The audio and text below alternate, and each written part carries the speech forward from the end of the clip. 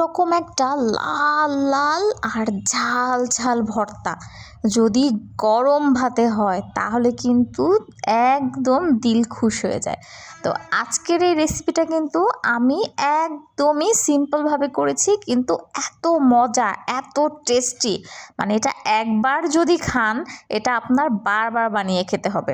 Hello, আসসালামু আলাইকুম, লাড্ডু কিচেনের পক্ষ থেকে আপনাদের সবাইকে স্বাগতম। তো চলেন রান্নাটা শুরু করে দেই।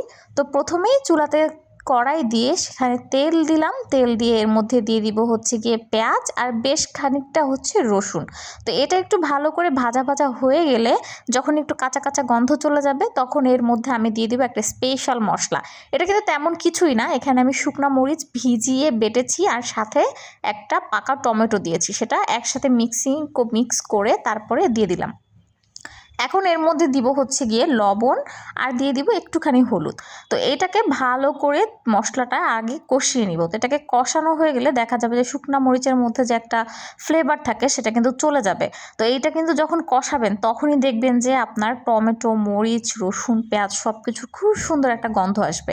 তো এরপরে হচ্ছে এটাকে ভালো করে কষানো হয়ে গেলে যখন এটা ভালো করে কষে তেল ওঠা ভাব হয়ে যাবে তখন এর মধ্যে আমি দিয়ে দিব হচ্ছে অল্প একটুখানি পানি।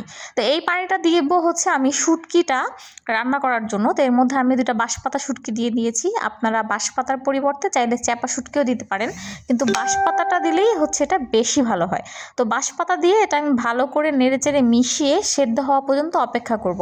যখন এটা সিদ্ধ হয়ে যাবে তখন আমি বাঁশপাতা শুটকি থেকে যে কাটা 2টা আছে এই কাটা 2টাকে আমি বেছে নিব। আর এই টাইপের ভর্তা আপনি যদি একবার না বানান তাহলে কিন্তু পুরাই মিস, আপনাকে বানিয়ে খেতেই হবে, এতটা মজা। আর এটার মধ্যে কিন্তু আমি তেমন কোনো মশলাই ইউজ করিনি, একদমই সিম্পল, কিন্তু খেতে কিন্তু অসাধারণ। আমি কাটা 2টা বেছে নিয়ে এখন এটাকে আবারও তেল ওঠা ভাব, মানে একদম ভাজা ভাজা হয়ে যাওয়া পর্যন্ত অপেক্ষা করব। পানি শুকিয়ে যখন ভাজা ভাজা হয়ে যাবে, একদম তেল তেল ভাব হয়ে যাবে, এই যে আমার এটা কিন্তু পুরাই তেল তেল ভাব হয়ে গেছে। এখন এটাকে নেড়ে চেড়ে ভালো করে মিশিয়ে নিব। আর এই ভর্তাটা কিন্তু আপনারা চাইলে ফ্রিজেও রেখে খেতে পারবেন। নর্মালভাবে যদি আপনি রাখেন তাহলে এটা আপনার 3 দিন ভালো থাকবে, আর যদি আপনি নর্মাল ফ্রিজে সংরক্ষণ করেন সেক্ষেত্রে কিন্তু এটা আপনার প্রায় 10 থেকে 12 দিনের মতো ভালো থাকবে।